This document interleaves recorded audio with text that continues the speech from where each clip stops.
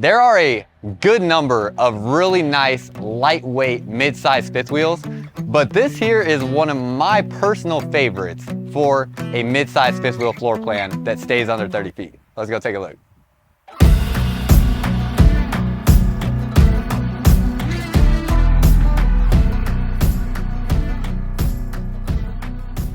What's up, y'all? Welcome back to another video. For y'all that are new here, my name is Myles with Firmly Unbound, and if you are a returning viewer, we are here at an event right now that is called, in the industry, like RV Open House or RV Expo. It's basically an industry-only event, not open to the public, that is a event where manufacturers bring out their best products, their new products. There's a lot of stuff even being debuted here at this event that is only for dealerships to come and see so that they can know what's coming and stuff that they can place orders on to get on their lot at their dealerships. So that's the event that we're currently at, and I am here taking a look at this Roamer light duty. So this is from Highland Ridge RV. You can see the floor plan layout and the specs here on the screen, and I just love this floor plan in a lightweight fifth wheel. Now I will say, this unloaded is 7,600 pounds. The hitch weight on it is 1,360 pounds, and the cargo carrying capacity is 1,890 pounds. Now, you will have people that will tell you this is half-ton towable. It is not something that I would ever claim is half-ton towable, especially this one, because you have slide outs on both sides. You have one right here next to us that only has a slide out on one side, and it's even shorter. So this one's at least getting closer. But real quick, I need to give you some education because there's a lot of misinformation on this out there. You really need to look at the hitch weight or the pin weight of a fifth wheel RV if you are going to consider towing with a half ton, and you have to know how that is related to your cargo capacity or your payload capacity on your truck.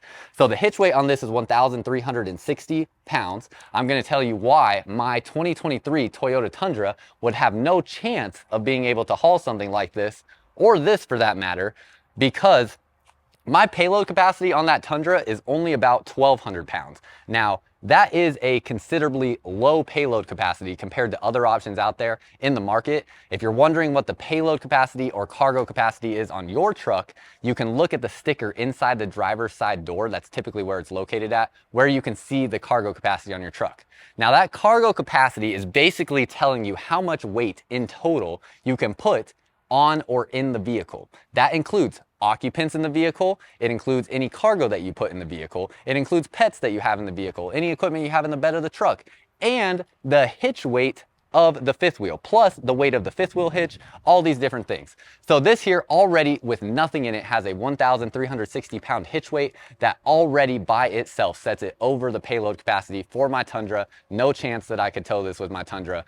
But like I said, every truck out there is different. There are half tons that have higher payload capacity, so you really just have to know your truck specifically. And you should also know that trucks out there that are higher in trim packages typically have a lower cargo carrying capacity. Usually your trucks with the highest payload capacity and the highest towing capacities are going to be the most trimmed down levels, basically what would be like a work truck. So those are all things to keep in mind.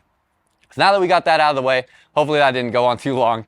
This, again, open range. It has a molded fiberglass front cap. Now, it's a mid-profile fifth wheel for a couple different reasons. It does have almost, or I guess it is a full profile front cap. There's really no slant down in the roof line going into this front area of the fifth wheel. But it does not have a drop frame down underneath. Unfortunately, I don't have a fifth wheel within eyesight. Actually, you can kind of see it right there with that bigger open range. See how the frame drops down right there? This one here is pretty much just flat across the bottom. So that makes it a mid-pro, plus it also has a slant down pretty aggressively on the roof line right here instead of being flat all the way across. So all those things in combination make it what is a mid-profile fifth wheel, plus it's obviously very short in length as well. So overall, let's go through the outside real quick. Saw the front cap, then you're gonna have prep to add side cameras here on the side. You're going to have underneath here, this should be propane bottle. Yep, and it's on a sliding tray. So that is going to give you, let's pull this out and see, is it? Yeah, 2 on this side and another one on the other side. So you're gonna have 3 20-pound propane bottles in total, giving you 60 pounds of propane capacity in total. And they're 20-pound propane bottles, so they're smaller and easier to use than the 30-pound propane bottles. Slam latch baggage doors on this here. Open that up and you're gonna have your pass-through storage compartment. Looks nice through here. You also have an outlet up in this space, and you have this opening there because you can feed like an extension cable or something like that through that space if you would like to. And you can see it's an aluminum frame throughout here as well. This does have heat and is climate controlled in the space. Slam latch door, so you can just let that slam shut. You have awning up over this space, over the entry door, 2 outdoor speakers. And as we move back this way, you have a Rainer ST tire. Tire is a 235/80 R16. And then I don't know the name of this suspension system underneath here, honestly. I should know, I just haven't covered products as extensively that have this suspension system on here, but it's not a standard leaf spring suspension.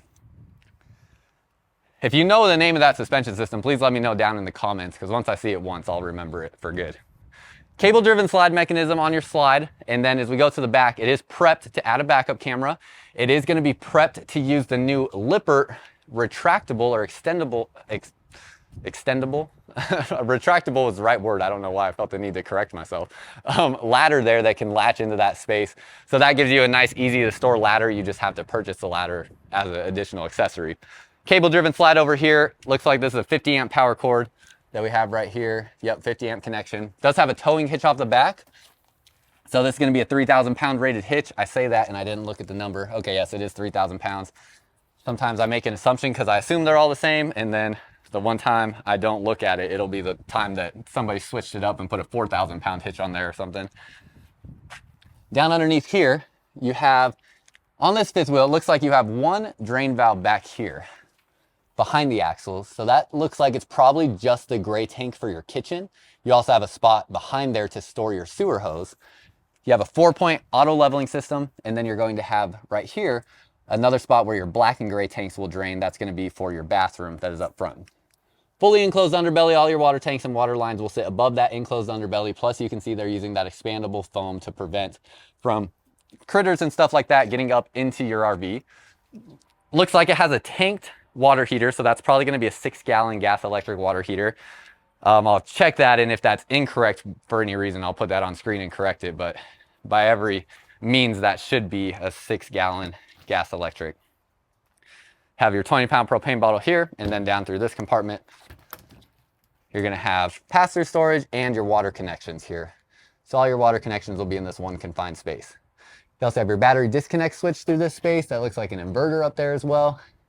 And you have an auto leveling system. So your auto leveling controls will be right there in the pass-through storage compartment with your instructions for that right here.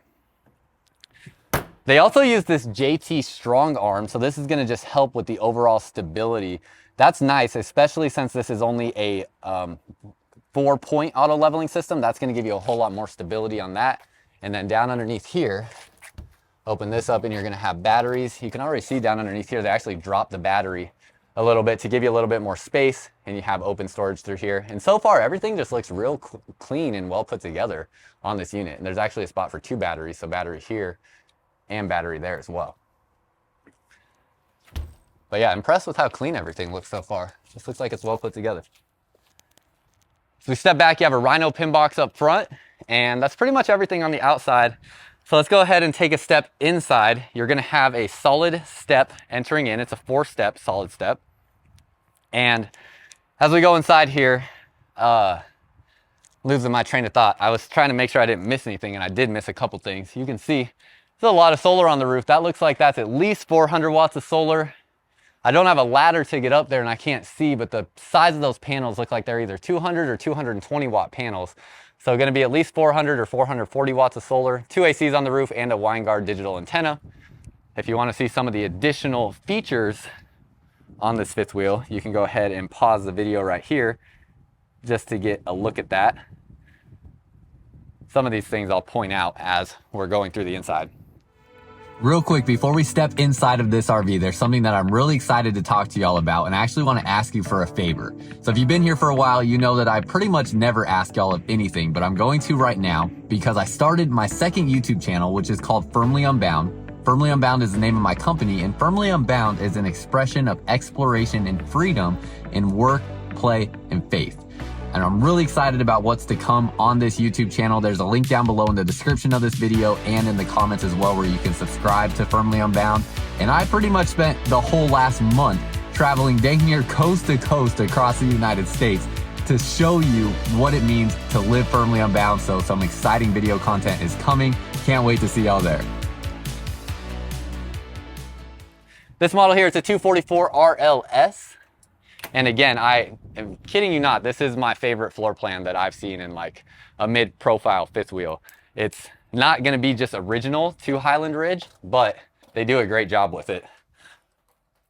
So you have an island here in the middle with bar stools. That's gonna give you your eating space right away. Nice countertop space. It does eat up some of your floor space, which for me personally, I'm okay with that. I'm not huge on like needing a lot of floor space in an RV, but that's just my personal preference. I think countertop space is probably more preferable than floor space, and storage space is more preferable than floor space. Here in your slide out, you have 2 recliners, and it does have the flip down armrest in the middle. So you're gonna have that flip down armrest. It is going to have power right here as well. And you have, look at this, interesting, your controls for the power recliners are in the armrest. So that's different than what we typically see, but they're gonna be power recliners, so those will lay back. 2 recliners here, and you have the tables here that go into the cup holders. We'll swivel around. From this seat, you have a great view of your environment. You're directly across from the TV.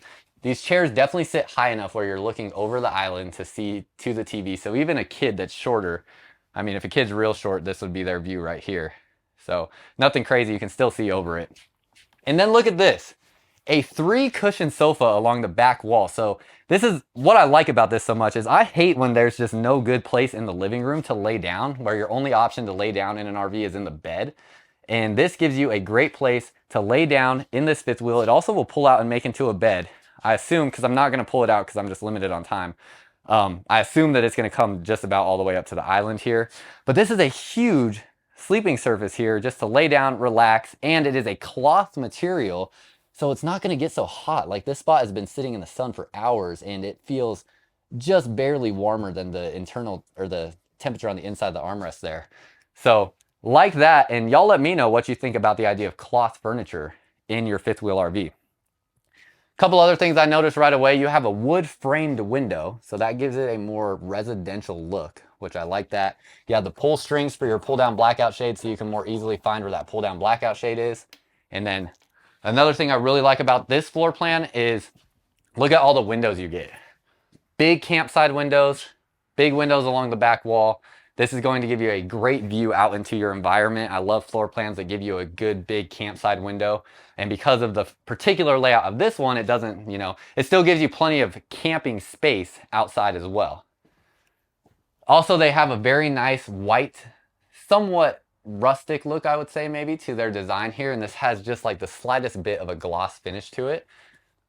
You can see how the ceiling starts to slant down going towards the back. They also have a nice big speaker there in the ceiling. That is a huge speaker. Coleman Mach AC system, going to be nice and quiet, and then it's dual ducted throughout this fifth wheel, so ducting coming down both sides here. Cabinets up over the top of this area, so you get that additional storage through here. That's going to be unobstructed all the way through. And then this is a smart TV here. So a 39-inch screen smart TV. Underneath it, you get storage space. Wow, that is a big amount of storage space. Does this go up? It does go up a little bit, but it stops where the TV is. So there must be hidden storage behind the TV. There's gotta be. Okay, there is. Oh, you can't really see it. And it's strapped in, but it goes all the way back to the sidewall back there. So that is a big, deep storage space back behind the TV there.